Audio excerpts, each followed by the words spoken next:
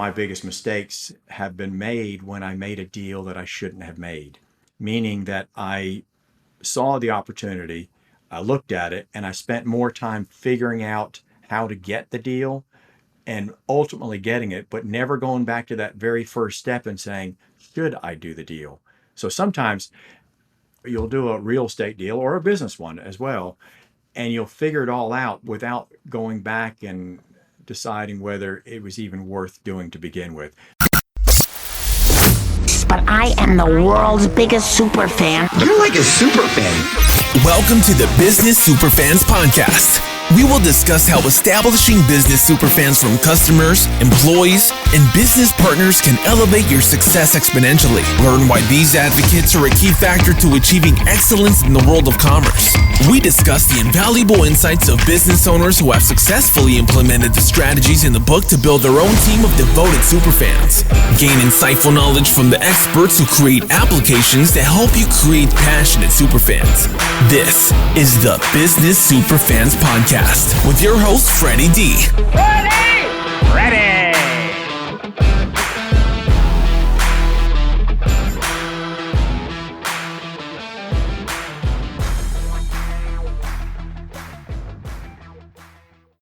This episode is brought to you by our sponsor, Ninja Prospecting, the outreach team that makes cold connections feel warm and real. If you're tired of spammy DMs and the generic LinkedIn messages that go nowhere, Ninja Prospecting flips the script. They help coaches, consultants, and service-based business owners spark real conversations through strategic, human-first outreach. No bots, no fluff, just honest, data-backed messaging that sounds like you and actually gets replies. Talk to my friend Adam Packard and his team. Whether you want to do it yourself, get guidance, or fully hand it off, they've got you covered. Head over to ninjaprospecting.com and schedule a chat with Adam. Be sure to mention you heard about it right here on the Business Superfans Podcast. If you're ready to get started, join their free community at school.com/ninja-prospecting-7704 to maximize your connections and make the right new ones. Hey there, superfan superstar, Freddy D here. In this episode 133, we're joined by Jeff Peterson, a seasoned entrepreneur and real estate investor whose journey began in rural eastern North Carolina. From working in the tobacco fields and driving a school bus at just 16, Jeff went on to launch his first upholstery business on his 21st birthday, and he hasn't slowed down since. Over the last 3 decades, he has built and managed a diverse portfolio of businesses and properties spanning real estate development and retail, all while making family a cornerstone of his success by involving his children as both employees and co-owners along the way. Jeff's story is one of grit, vision, and legacy, capturing not only his thriving ventures, but also in his book, Are We There Yet?, a guide to conquering every twist and turn on a journey to success, where he shares real-world lessons and practical tips to help others chart their own path of success. On top of all that, he's a dedicated community leader, a lifelong athlete with Boston Marathons and Ironmans under his belt, and an avid outdoorsman who thrives on adventure. We're thrilled to welcome Jeff to the podcast to share his inspiring journey, his entrepreneurial vision, and the life lessons that continue to guide his work and family. Welcome, Jeff, to the Business Superfans Podcast show. Super excited to have you on the show. And prior to us recording, we had talked that we've had the kids go to ECU, so we've got a little something in common. And glad to have you here. I'm glad to be here today, Freddie. I really looked forward to this last time, and now hopefully the signal's better on my side so we can do it. Yep, of course, children going to ECU. I went to ECU as well. Go Pirates. There you go. Yeah, I still have the Pirates t-shirt. I got Pirates Dad t-shirt that she got me. So yeah, keep it as a souvenir. Good stuff. So, Jeff, let's go back to the beginning. I know you do a lot of real estate stuff and whatnot. How did that all get started? Well, I bought my first property when I think I was 21. I just started my business on my 21st birthday, which was a small reupholstery shop in the front bedroom of a 2-bedroom house I was renting. And that's where I started. And when I say that was shoestring, I mean, that redefined shoestring. If you look in the dictionary, you'd see a picture of my front bedroom upholstery shop there going like, I can't believe this guy's doing this. This is ridiculous. Well, it started out pretty good. And there's some pretty funny now stories, weren't funny at the time, but stories starting that business. And one of them was trying to figure out why I couldn't get business. I'm 21 years old and people weren't trusting me to do the reupholstery. So I finally put an ad in the paper, and I was going to put an ad in the paper, but I had enough money to either pay my electric bill or put an ad in the paper. It was either or.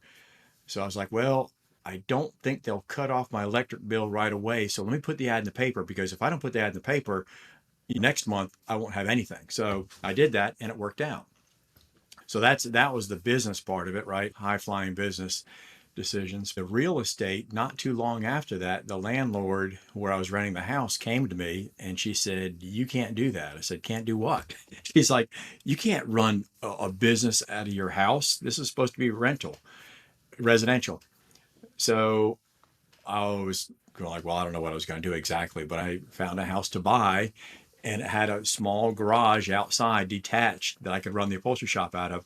So that was back in 1981, 82, somewhere right around there.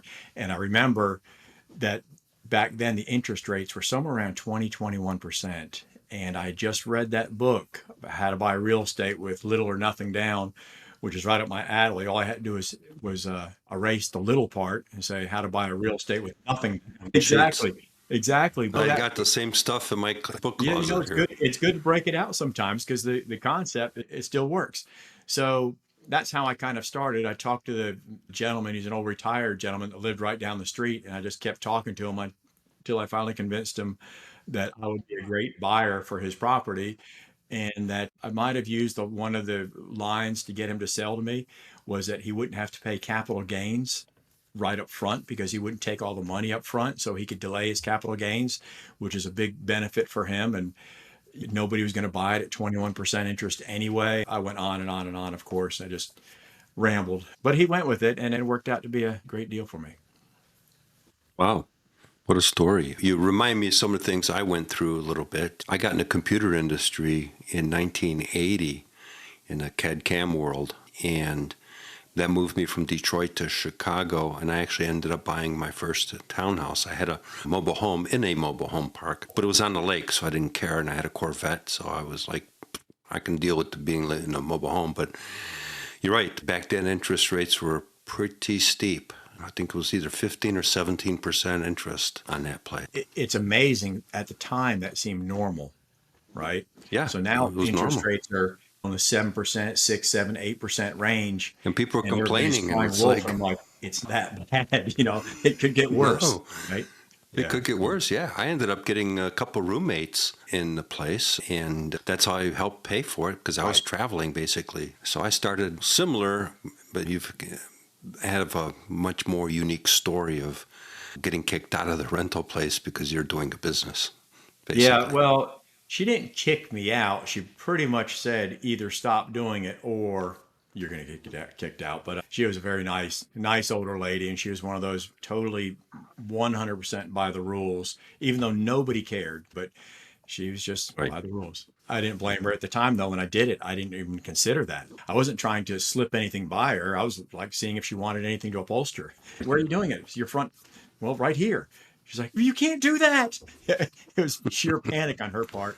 So Sure. Anyway, worked out. And I think that was the last house I ever rented. Never rented after that. Wow. So I was fortunate that way. Let's continue the story. What took place from there once you have your first house? Well, from there, I had the first house, and I was doing reupholstery there, of course, in the garage. And eventually, I expanded and moved into a building. And this is in Ayden, just outside of Greenville, Eastern North Carolina, small town. And that's where I had the shop. But after a few years, I really wanted to get into a bigger town, and I'd met somebody up in Raleigh. So I moved the business up to Cary, and I've been there ever since 1985. So that's how I really started evolving in the business and in real estate. And how did you evolve into the real estate?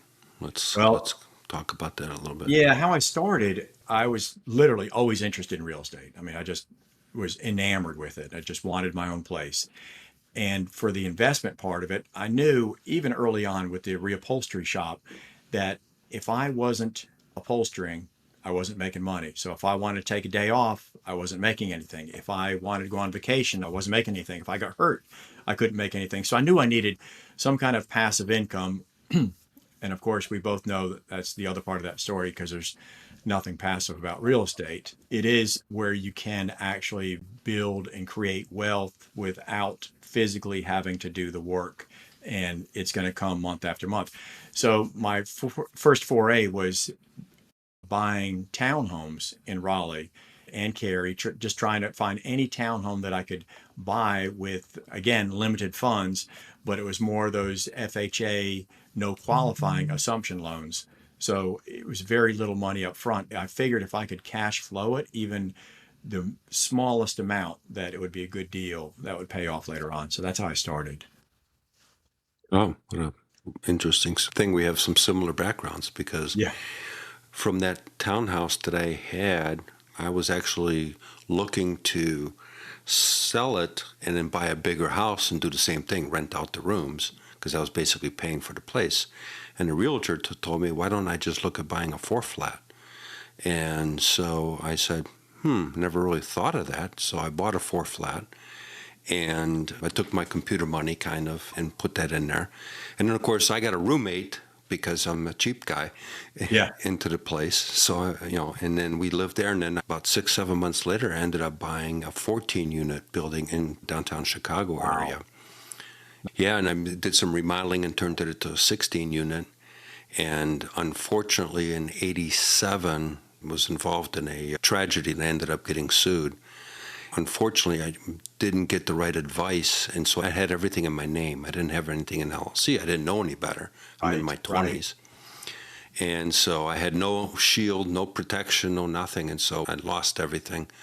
But today I'd probably be worth at least $10 million just because of the things I was doing back then. Right. Both cases, I got the owners to subsidize the loans, and so I had them put the upfront money. So took all the stuff out of Carlton Sheets and applied them just as you have. Right. That's interesting. It's funny how you get into that kind of stuff where you didn't think that's what you do, and putting it in your own name way back then. I'm sure that was a very expensive lesson to learn. You don't realize that you're still very young, so you're going to recover. Right. Now today, you don't have that runway. There's no road. There's not enough road left. No, there isn't. There isn't. I've been working on this project in Holly Springs, which is outside of Cary, for the last 15 or so years, literally 15 years. And it's my biggest project ever. I remember I was joking with a friend of mine, and he said, well, what are you going to do? I said, well, I'm in it for the long game. And he looks at me and he says, you don't have a long game left. And I won't tell you what I said to him, but it wasn't quite as polite as what I would say here, but it was funny. It was a very funny line. I said, I'll never make a dime, but the grandkids are going to do very well. So there you go. Sure. But to me, you always have to plan for the future. You always have to keep running it, keep moving forward. If you're not moving forward, you're moving backwards. So you need to do that. Yep. You got to fall forward. Exactly. And then the other thing is you got to pick yourself up, slap yourself around a little bit, said, okay, that was a teaching moment, and put some Band-Aids on and keep moving forward. That's right. But, I will look back at some of the mistakes I've made. Well, let me just say, if I ever made a mistake, I was sure I would look back. That's a definite joke. I've made tons of mistakes. But I will analyze a little bit of what I did, and I'll try to say, okay, let me recreate this and see if I made a bad decision or if it was just the way it played out. And sometimes there's things that I missed early on, or sometimes I'll look back and I'll say, no, actually, I would do the same thing all over again. So I can, either way, it's a learning experience. I mean, if you look back and you say, I'll tell you, my biggest mistakes have been made when I made a deal that I shouldn't have made, meaning that I saw the opportunity, I looked at it, and I spent more time figuring out how to get the deal and ultimately getting it, but never going back to that very first step and saying, should I do the deal? So sometimes you'll do a real estate deal or a business one as well, and you'll figure it all out without going back and deciding whether it was even worth doing to begin with. So you'll spend a lot of effort for maybe a minimal gain or no gain, and you've just wasted a lot of time. It's a big learning curve for anybody. It was for me. Mm-hmm. No, sure. Totally agree with that. So let's go back to the upholstery place. And, how did you grow that business? Back in the day, wanting to be in real estate, but I was in the upholstery, and I knew I had to. The upholstery business is what funded my real estate days early on. So I knew I had to do it. And I worked morning, noon, and night. If you think that you're going to be an entrepreneur and work 9 to 5, you might as well just stay at the 9 to 5, because it doesn't work like that. How I grew it, though, is I expanded into doing fabrics, so selling the fabric with the upholstery. And prior to that, we were just doing most of the labor. We'd work with interior designers. They would bring us customers. They'd bring us the fabric, and we're labor based. But I knew being able to sell the fabric would be a big income revenue for us. So we started going up to High Point, different warehouses, and buying in bulk. And that's how we expanded into the fabric business along with the upholstery. And ultimately, the fabric was much bigger part of the business than the upholstery was. So we would have 5 or 6 upholsterers working and keeping them all busy. But the bigger part of the business was the fabric, interior design, draperies, things like that. But let's go further than that, and that is, how did you really grow it with customers? I mean, you started out in basically, so you had to get some word of mouth business. You had to create some kind of advocates that were saying, man, Jeff does a killer job. If you need upholstery, you need to go see him. I mean, there was something that you got going to get that momentum going. I'll tell you, with reupholstery, it's like a trade. Well, it is a trade, of course. And it's a little bit different than that. When I first started in the second bedroom of that house and started getting upholstery, once I ran that ad and started doing upholstery, I never ran out of work. I've never run out of upholstery work since. It's not getting it in, it's getting it out. So I would get more business than we could possibly handle all the time. People were always looking for good upholsterers, and they're hard to find. It's a dying trade. Even when I was doing it, you didn't see too many young and up and coming upholsterers coming along. So it was more about getting it out than getting it in. So maybe that's a little bit different than a lot of businesses, but the challenge was actually producing. Sure, but at the same time, customers got to be happy with the end result, right. And that's right. the key thing. So it's one thing to get business, but it's another thing to get it out the door and deliver a quality product. And that's clearly what you were doing, because otherwise you wouldn't be growing. Well, I'll tell you what my byline, or the way I would sell customers, or what I would say to them when I talk to them. I said, if I bring this piece of furniture back to you and your friends or neighbors say, I see you had your furniture reupholstered, we did a bad job. They should be saying, I see you got a new piece of furniture. And if they can tell the difference, then we did a bad job. So it should be as good or better than new when we finish it. And that's what we always did. So we always did quality work. Yeah, and so that's how you start creating super fans of the customers, because now they're looking at their furniture and all of a sudden they go, man, this thing looks new. And they start telling their people, and so that word of mouth momentum goes as well in there. And that's how you start scaling without spending a lot of money. That's true. That's very true. Because, if you run the ad and you didn't deliver a good product, doesn't matter. That's going to spread like wildfire. You had to deliver above and beyond to keep that momentum going, so that the word on the street, because the street word is really the important part, is that this is a great, well-respected, that delivers quality product. That's the word on the street. That's right. I'll tell you, early on in my career, doing upholstery and hiring upholsterers to work for me, I was very young. And a lot of these upholsterers had much more experience than I had. And they'd be working at different shops, and they'd come in and want to work. So I had to have credibility. But what I would tell them, and a lot of them have egos, of course. So I would ask them to do a piece for me, test it out on a piece. And if they did it, and they thought it looked good and I didn't, I would ask them, I said, is there anything you see on this that maybe you couldn't quite get, or we could get better on it? And I'd show them a couple things. But if they didn't have that eye, if they didn't notice that there was something wrong, then I couldn't use them. If they didn't know how to fix it, I could teach that, but I couldn't teach them the eye of perfection. And that's true of anybody in the trades. Like we do contracting now too, building. And if they can't see what's wrong, you can't fix that. You have to have an eye for detail and willing to excel, willing to get better. Well, you brought up a great leadership thing there, Jeff, and that was the way you handled it. You didn't start telling them, hey, look, you made this mistake and you screwed that up and this is wrong and everything else, because right off the bat, you put somebody immediately on the defense. So the way you explained it was you put it on them to see, hey, you take a look at it.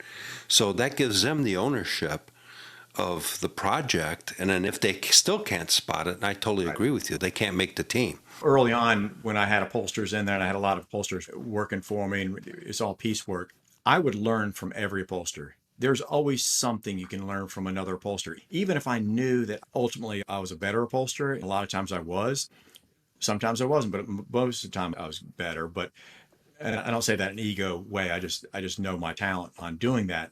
But I learned from every upholsterer. I would see a technique that they were doing. I was like, wow, that's really cool. Show me how you did that. And you'd save time. You'd be a little bit better. There's just different ways and better ways of doing things. And you have to let your ego go and learn from other people. And I'll give you an example of somebody that did not have that. Is I had one upholsterer work for me years ago. And every time I'd try to show him something or suggest we could do it this way, he would ramble on about it. He goes, I've got 25 years experience. And finally, one day I'd had it. I'd lost my patience. And I said, no, actually, you have 1 year of experience 25 times. You haven't learned anything new in 25 years. You refuse to learn. So once you think you know it all, you do. You absolutely know everything you're ever going to know when you think you know it all. I mean, I know less now than I knew back then. That's a great way of wording it, though. I like that. You've got 1 year of experience repeated 25 times. That's a great way of wording it. He didn't really know what to say, but I said, it's true. Look, you have to. And I pointed at the other guy. Do you know how many pointers I've learned from him? And he wasn't as talented, but I said, he has some really great way of doing things. He learned that from somebody else. You have to be able to open up your mind to new ideas. I mean, that's true with upholstery. It's true with business. And it's definitely true of real estate and anything else you're going to do in life, right? Yeah, one of the things I realized over the years in the tech world and in other industries that I've been in is good leaders empower their people and get out of the way. It's hard for me to do. I struggle with that all the time, but I try. So now most of my children work in the different businesses that we have, and they either work for me or we're partners. It's been very fulfilling having them involved in the different businesses because in a lot of ways they do things better than I do.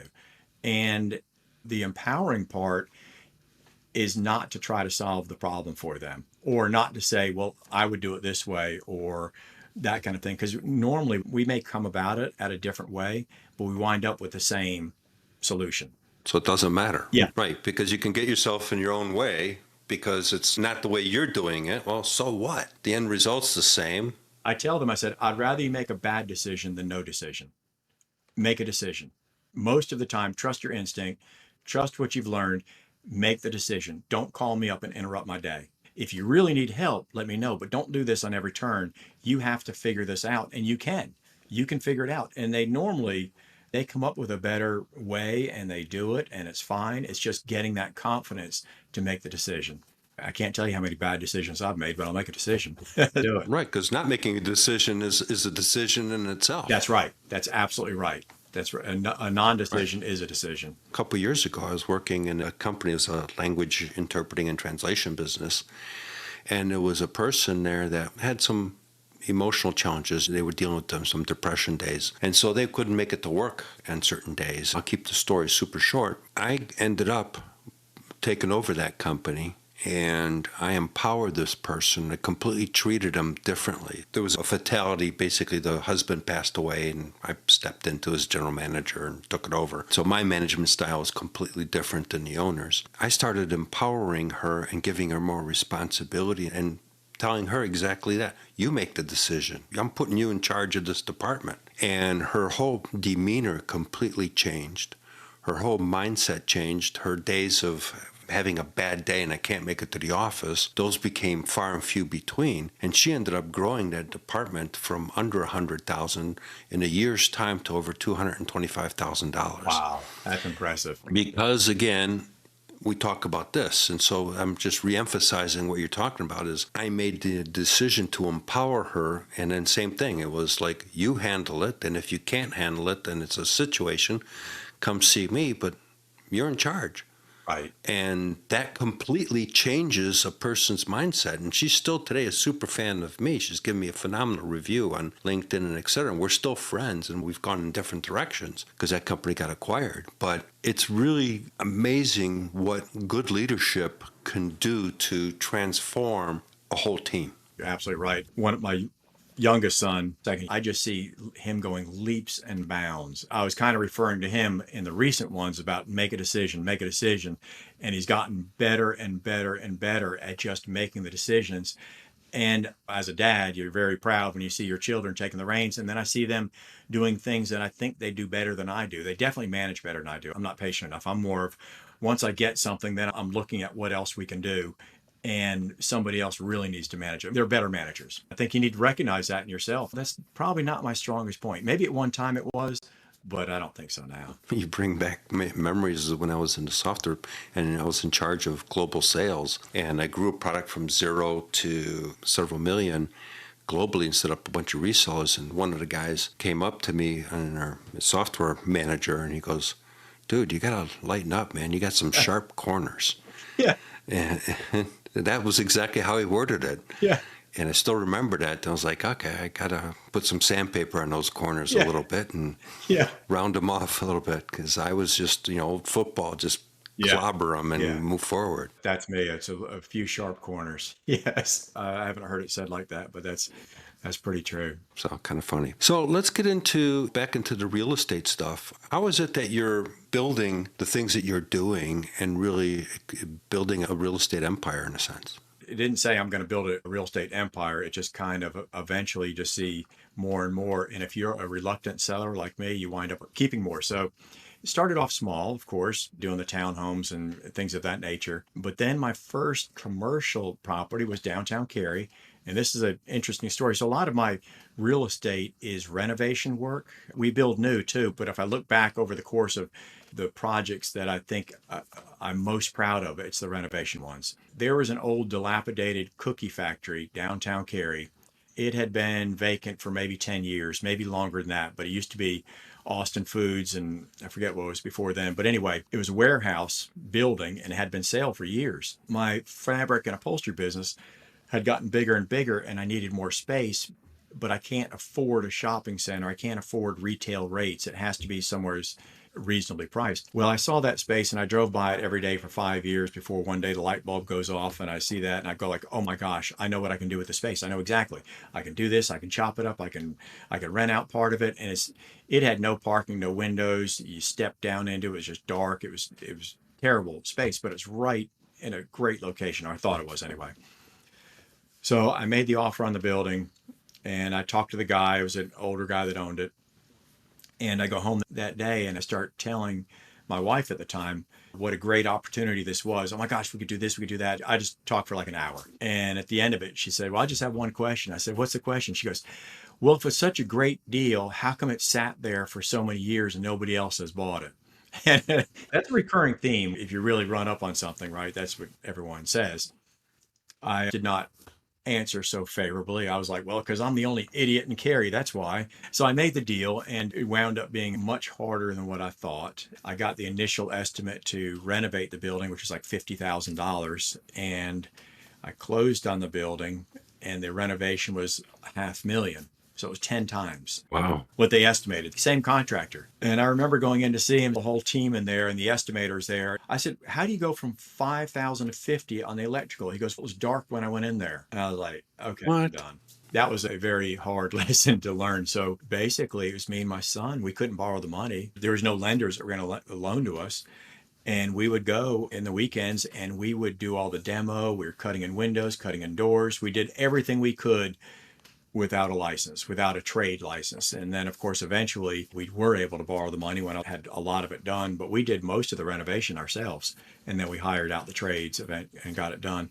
But that was the biggest project I had done. And I still have my offices there. And we chopped up the rest of the building. We rented out the rest of it to, I think now there's 6 tenants that are in there, in addition to our business is still there as well. That was my first foray into commercial, and a lot of them have been very similar to that. It never looked back from there. That project right there is one of those. I was just thinking the other day, I said, yeah, wow, I've actually owned that for 30 years now. 30 years. It was 1995.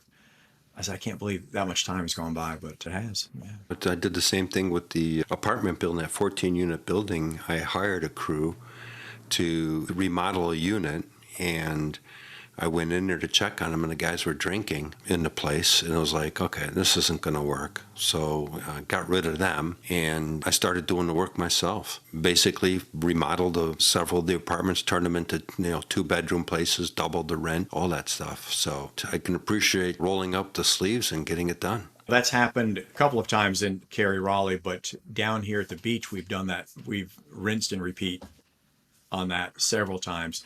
And every one that we've done like that has worked out really well. And then I had my son, and now my other son, definitely involved heavily in that. My son ran the construction. Those projects are the best deals that we have done. We build stuff from the ground up, but when you can find something like that that nobody else wants to touch and everybody's scared of, and you're like, let's just do it. Let's just get it done. And the town loves it here in Surf City. They love us being able to take a property and without just clearing it and putting up some big project, but just really cleaning it up. But it's worked out really well down here. Yeah, because you keep the character. Yeah. You keep the character of the place. I mean, Yeah. That's the thing. That's like when, in Europe, that's one of the rules, especially in the cities, is the facade and stuff like that has to remain because it keeps the uniqueness and the historical aspect of it. The inside, you go into some places in Europe, in Paris or Bordeaux or some other places, and the front is from the 1700s, but you walk in the place and it's 2030. It's all modern and all high tech and everything else. So I can appreciate what you're talking about. I was thinking about this morning on my walk. Here at the beach, the big conundrum is everyone's building these mega houses on the beach, and a lot of the locals who have been here forever, they don't really like that. And I definitely understand that. But there's two sides to that. So, of course, you'd rather have the quaint little fishing village, which what it's been forever. But the price of the real estate has gone up so high that you can't just put a small little house on there because the math doesn't work. So if you're paying X amount of dollars for just the bare lot, you have to put a house that matches that price on there, or you're never going to come out as far as a financial decision, right? The last oceanfront lot that I bought was the most expensive I've ever paid for a lot on the beach. There's no way you could put a small house on there. There's no way. You have to put a 10-bedroom. It's going to have to be a short-term rental, and that's just the model. That's what has to be done. And it works out very well, but I do kind of miss having some of those smaller houses. Like we do have one here at the beach it's older. It's probably in the 40s, 50s. We renovated that one. That sits right on the dune, literally on the dune. If we tore it down, we'd have to move back. We'd have to do a lot of things, but it's really quaint and it's nice, but I didn't have to put that much money into the renovation, so I was able to keep it. And that's probably my favorite property here. Yeah, it has its unique charm. That's right. That's right. But people love it, so they come back. I can relate in a multitude of different ways. My mom's house back in the Detroit area, all the houses around her are much bigger and larger, but it's still a unique little place that has its own charm to it. The backyard is probably one of the best backyards in the neighborhood because that's all she loves to do is take care of and fix and replant and trees and shrubs and flowers and all that stuff. So Right. I'm sure that's very pretty. Yep. So as we kind of get closer to the end here, how can people find you, Jeff? Well, of course, I'm on LinkedIn and Facebook and Instagram. I think that's all I'm on. Yeah, pretty much. And I did just come out. I wrote my first book, and it was kind of a memoir. And it's got a lot of things I did throughout life, but also it does have some nice tips and ideas in there I think it's geared more towards young entrepreneurs, people just starting out. I want to say it's a rah-rah, but it kind of does have some of that feel to it. Don't give up hope. This is how you can start. These are some tips for you. This is how you can keep going. That's on Amazon. It's called Are We There Yet? I wrote that a lot for my children as well because, of course, they're too young to remember how it all started.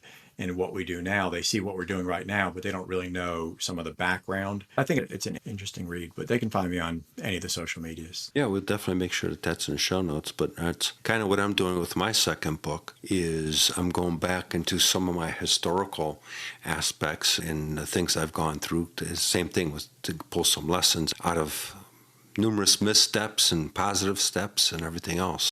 So I have started on my second book, or I'm doing the outline for it right now. And I think what I'm doing is a deep dive into my biggest project, biggest for me anyway, which is Peterson Station. And that's the high density mixed use in Holly Springs, which has taken over 15 years, but it evolved long before then because I bought it 25 or 30 years ago as a trailer park.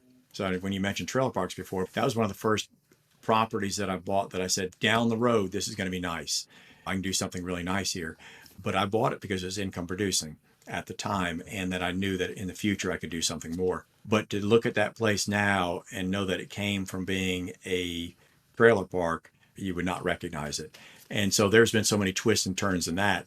And I think that there's enough in there for just that one project to be a book, I believe. A lot of mistakes in there too. Sure, there's a lot of stories. That's what I'm kind of going back through is finding out, remembering things that I've gone through and how did that position me for life and sales and marketing and all that stuff. I'm one of the few people you'll meet that's actually gone through Checkpoint Charlie in Berlin. Wow. So I got stories of that and being in the communist part of East Germany and Poland and going through Czechoslovakia when it was called Czechoslovakia and staring down machine guns and all that kind of stuff. We have different aspects, but we have similar trials and tribulations that we went through to get to where we're at. Most of the people I gravitate towards, or even if I didn't know it early on, when later on you become friends and you find out that most of them had some kind of similar background where they started out shoestring. All of them have challenging stories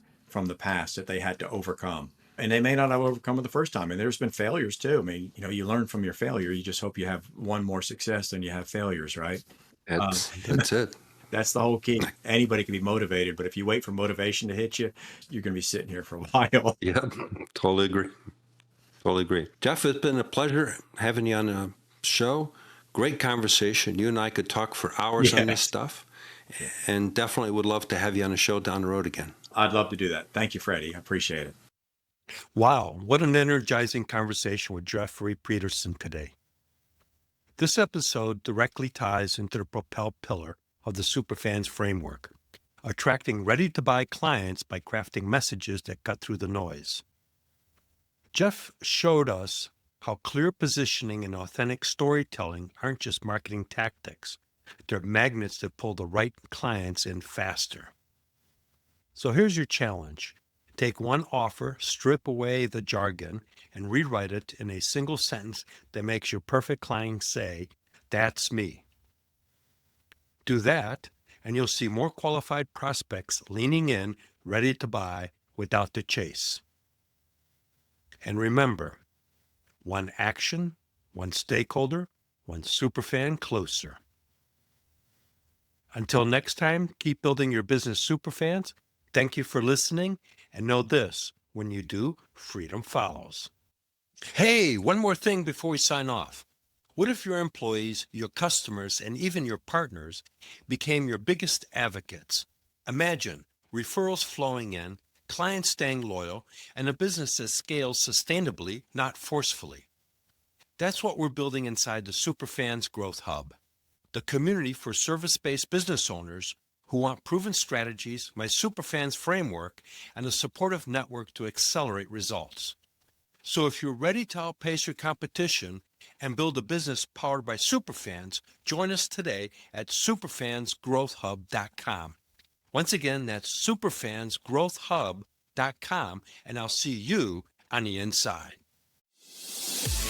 We hope you took away some useful knowledge from today's episode of the Business Superfans Podcast. The path to success relies on taking action. So go over to businesssuperfans.com and get your hands on the book if you haven't already. Join the Accelerator community and take that first step in generating a team of passionate supporters for your business. Join us on the next episode as we continue guiding you on your journey to achieve flourishing success in business.